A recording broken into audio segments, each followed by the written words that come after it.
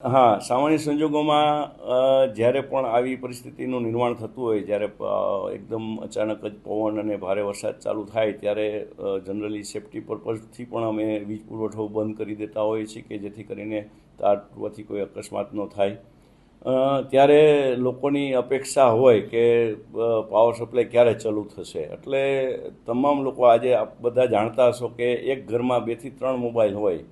એટલે તમામ લોકો જ્યારે એક જ ફોન ઉપર તમામ લોકો જ્યારે ફોન કરે ત્યારે પીજીવીસીએલમાં 60 લાખથી વધારે ગ્રાહકો છે.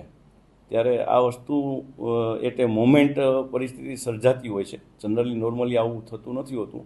તો અમે પણ એવા પ્રયત્નો કરીએ છીએ કે લોકોને મેસેજથી અને જાણકારી મળે એવા પણ અમારા ટેકનોક્રેટ પ્રયત્નો અમારા ચાલુ છે કે જેથી કરીને આ લોકોની જાણકારી મળી જાય કે મારો પાવર સપ્લાય ક્યારે ચાલુ થશે, તો એટલા ફોન ઓછા આવે.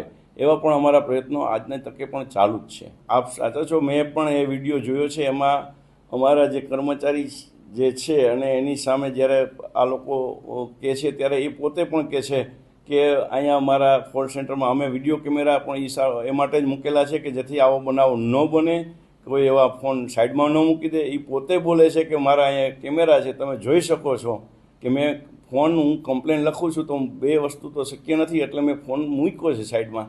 એટલે લોકોને જ્યારે આવી તકલીફ થતી હોય ત્યારે નો ડાઉટ કે એમ થાય કે ફોન સાઈડમાં મૂકી દેતા હશે, પણ એવું જનરલી ન બને એવા અમારા પીજીવીસીએલના પૂરતા પ્રયત્નો હોય છે. અમે સ્ટાફને પણ એ રીતે અવેર કરી છીએ અને લોકોને સતત સારો પાવર સપ્લાય મળી રહે એવા અમારા પૂરતા પ્રયત્નો હોય છે.